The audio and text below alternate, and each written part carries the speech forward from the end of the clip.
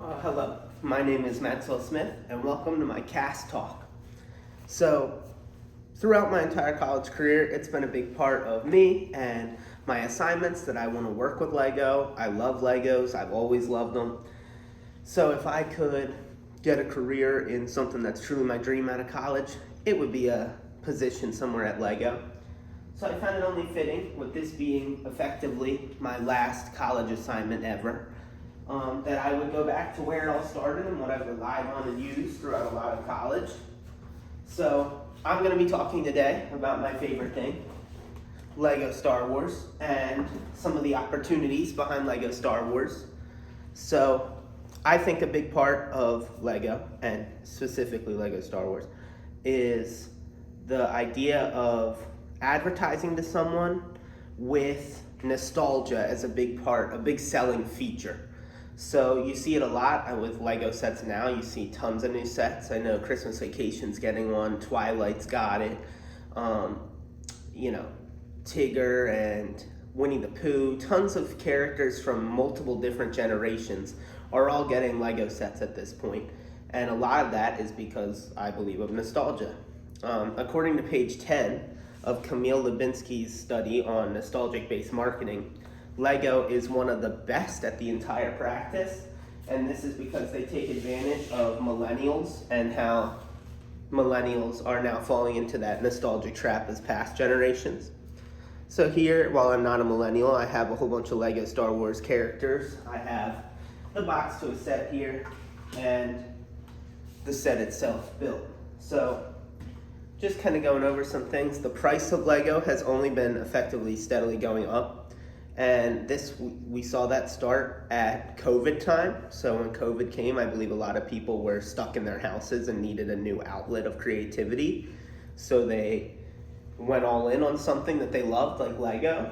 So before COVID, the idea with a Lego set, pricing brand new, was around 10 cents per piece. Now, a set like this, which is only in at 930 pieces, can sell for upwards of $150. So obviously, that well exceeds 10 cents per piece. And of course, for $150, as you see, this isn't an extremely big product. And while the four figures are very well and good design, you can still look at that and feel like maybe you should be getting more value out of it. More research that I looked into to back up this and more of Lego is that Lego itself actually merges multiple fan bases together, like Lego and Star Wars, or Lego and Harry Potter.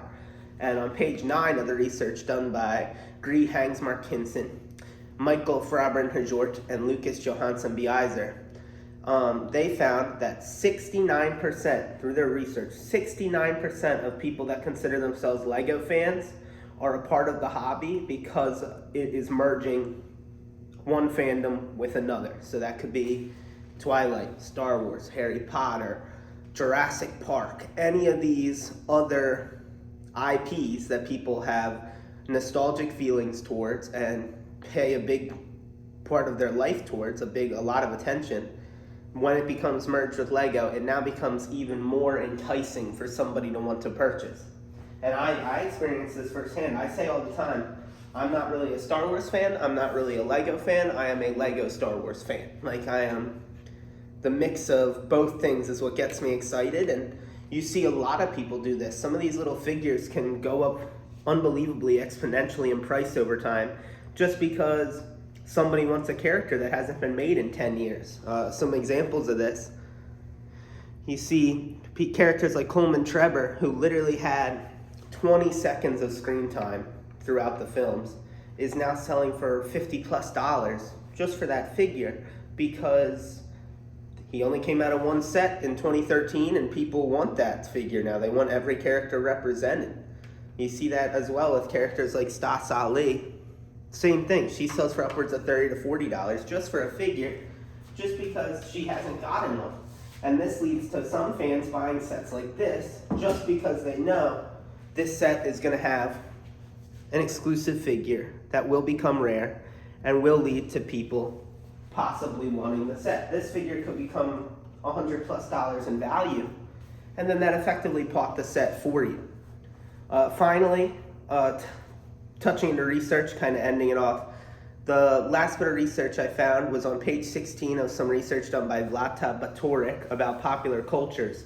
And they actually touched on the fact that Lego themselves has created subcultures in the fandom of Lego where people can express themselves even further. So you see people who are Lego fans that build the sets, display them, never touch them. You see people like me who collect the figures and love all the figures and displaying them. You see people also like me that build MOCs, which means my own creation, and they build their own custom creations that can cost upwards of thousands of dollars. And effectively, they just researched the fact that all of these different people and MOC builders have created their own subculture inside of the Lego subculture. So effectively, Lego has built their own, by merging all of these fandoms and utilizing nostalgia to bring people in. They've created their own culture of fans and their own subcultures within that culture of fans that can discuss topics within one another. They can go over fun parts of Lego. They can share their creations, share their collections, and effectively create a whole new world and platform of creativity that spans multiple different IPs, different fan bases, and fandoms.